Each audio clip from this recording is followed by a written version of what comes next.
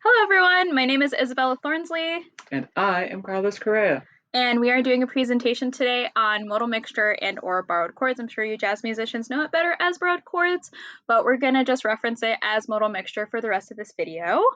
So let's get to it, to the fun stuff here. So we're gonna get to the definition, which according to us, the definition of modal mixture is the use of non-diatonic chords belonging the keys parallel mode or modes. So I guess in real person words, kind of to help you make a little bit of sense of it, it's kind of using modal mixture to spice up the distance between tonic to predominant to dominant. So usually modal mixture tends to be in the predominant area, which is kind of cool. It kind of makes your ear kind of feel like it's needing to expect the unexpected and kind of have a little bit more fun journey, because sometimes it's not really as fun as being just in a major key. You need more in your ear than just being in regular major or regular minor. So anything you want to add? No. Okay, so let's move forward. Yeah, my turn. So first, in terms of modal mixture, we're going to talk about using the flat sixth scale degree in a major key. So when you alter like the sixth and make it lower, it like while you're in a major key, it creates these sort of altered predominant harmonies. More specifically, the ones that we use practically are the diminished minor two, the half diminished minor two seven, or the two half diminished seven, better known as, and also the minor four. These chords are borrowed specifically from the parallel minor. Additionally, they are examples of melodic mixture, and they are least likely to disrespect the home key because of that flat six. By the way, melodic mixture is a type of modal mixture that involves changing the chord quality, but not the root or the tonic. So yeah, that's thank you so much for covering that. We're going to move forward into what they're actually going to sound like here. So the first thing that we are going to hear today is for the diminished minor two, or the minor two half diminished seven. You can kind of see up here, I'm going to put on a little pointer here so you can kind of see what I am a little bit better. So we're going to see how this is going to be here in a major four because we're in C major, and then we're going to move forward here to the the minor two half diminished 6/5, and then we're going to move to a 1/6/4. So when we hear this in Sprach Zarathustra by Strauss, it's going to kind of make your ear feel like you are getting pushed forward, because Strauss is doing an amazing thing here and using this to kind of keep you hostage because you want to get to this one. So hopefully you guys enjoy this. This is just a little tidbit of it. So here we go.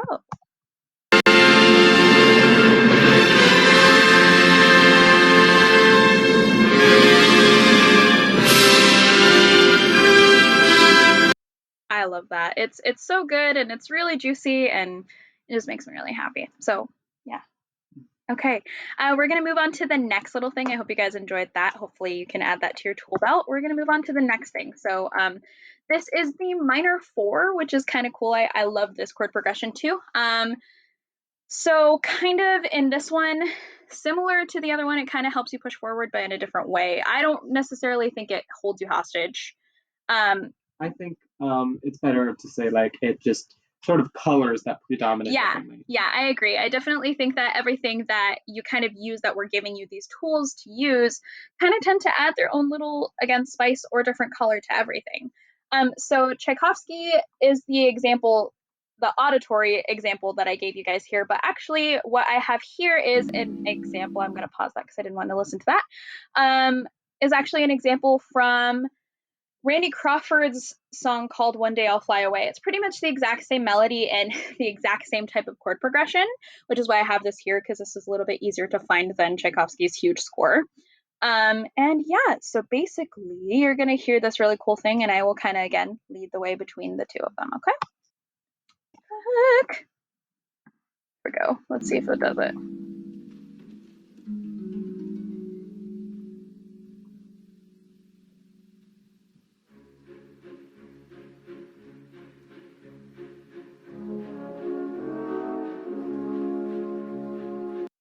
So yeah, that one day I'll fly away, that ba-da-da is a super cool relationship between tonic and predominant back to tonic again. It's really, really cool. And I personally love just listening to stuff with minor four. So yeah, hope you guys enjoy that one.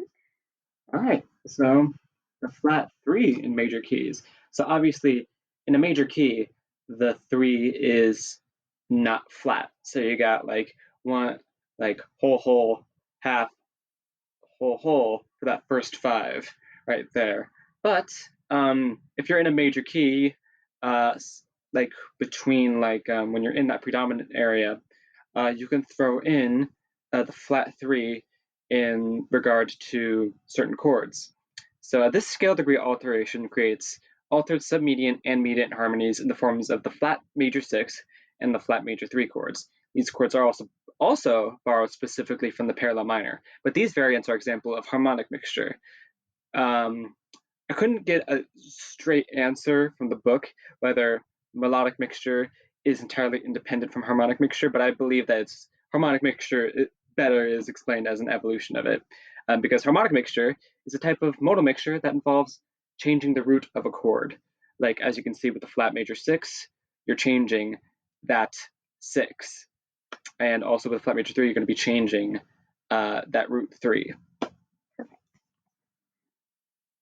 Also, the flat major six includes both the flat six scale degree and flat three scale degree. Yeah, so we've got a lot of little altered stuff to kind of change the root of the chord and all of that good stuff. So we're going to move forward to listening to more really fun stuff. This is going to be all of the flat three guys. So this is the flat major six. This is a song by the Beatles called It Won't Be Long, and it's a great example of how mystifying modal mixture can actually really be. It kind of takes you in this weird kind of place.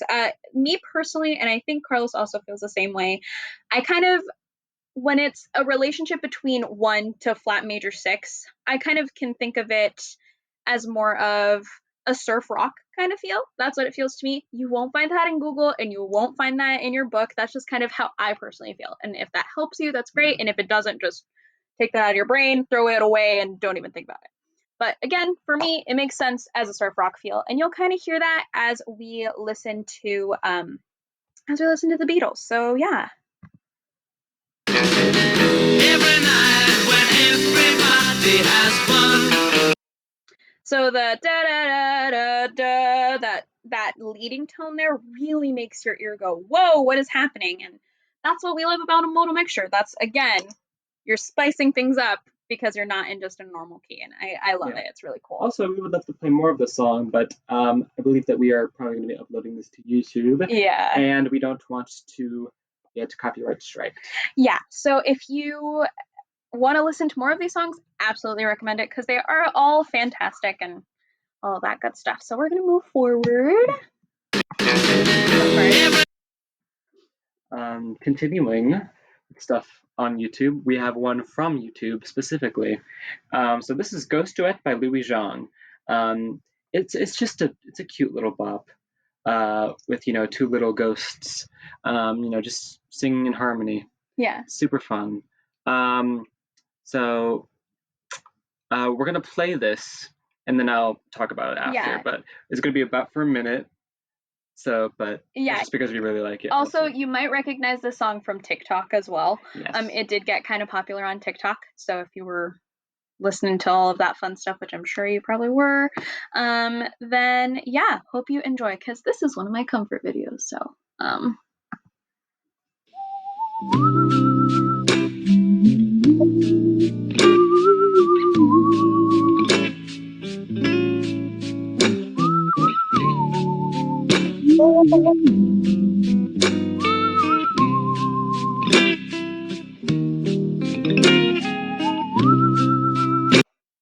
So I don't know if you heard that, but right before the last so there was phrase one, and then phrase two we cut it off before like phrase two could really start. Well, obviously it started, but you know what I mean. Yeah, so like that last little guitar riff in between the two phrases was the example of the flat three, which is kind of super cool to hear because it really takes you into the next phrase and makes you want to get somewhere, and it's really cool. It's sort of like a bluesy addition to like transitioning between like dominant / tonic, sort of like that weird Yeah. in between that just makes it more Just makes it flavorful. more flavorful and kind of jazzy and kind of fun. So yeah, if you want to listen to more feel good songs, I highly recommend everything by Louis Zhang. They're super awesome.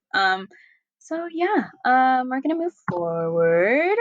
So I'm sure your brain is super overloaded because this has been a lot of information that we have given you in the last, I don't know what, 10 minutes. So but there's more, which is kind of terrifying. So I will let Carlos take it away on that.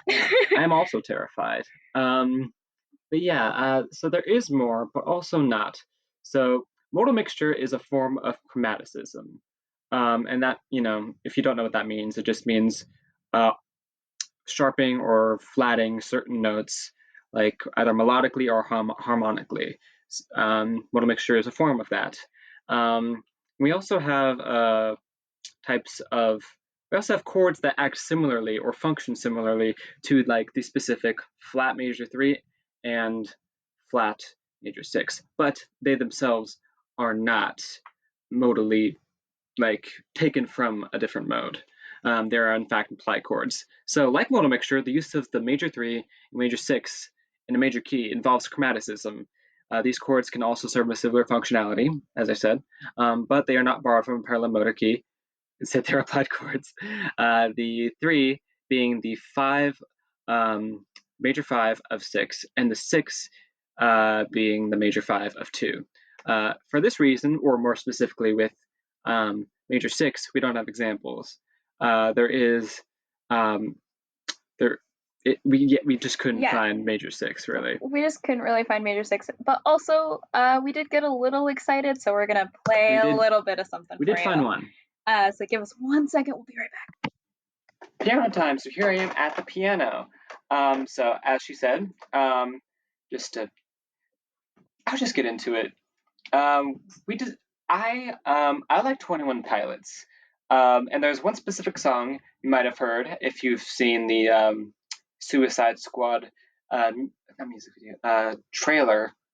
And you might also be annoyed by it, but I like it, and also you might know it. So it goes like this.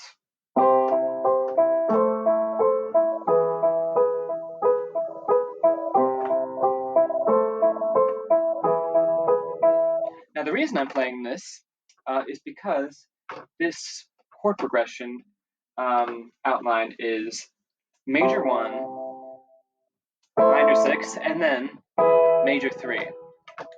This is a nice little applied. This is sort of an applied diversion from like where it is, like, and it creates this sort of dark and sort of semi-dreamy tone. Yeah, and you could kind of look at it as it's sort of tonicization, so it's leading you to get some other place. Yeah. But yeah, I love that 21 Pilots did that. Again, that's Heathens by 21 Pilots. Oh, did I not You mention did that? not mention that, but that's okay because that's why I'm mentioning it right now. That's Heathens by 21 Pilots. And yeah, we had a lot of fun doing this project. So we are gonna stop and get to the ending of the video. Okay, everyone, so welcome back. Carlos is also going to take it away for this one. Yeah, so to wrap up, we're going to talk about voice leading. So these are some basic voice leading rules to remember when you are using modal mixture. So you're going to it's been in your best interest to avoid doubling like the chromatic tones, like the ones that are altered, unless it's the root of the chord. Like if it's a harmonic mixture chord, then like voice leading dictates that you gotta double that root. Yeah, usually it's when in doubt, double the root, but you guys all know that. You know how that is. So.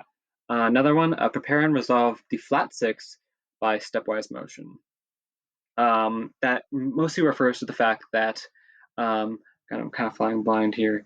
That when you have the flat 6, it wants to resolve down to the 5.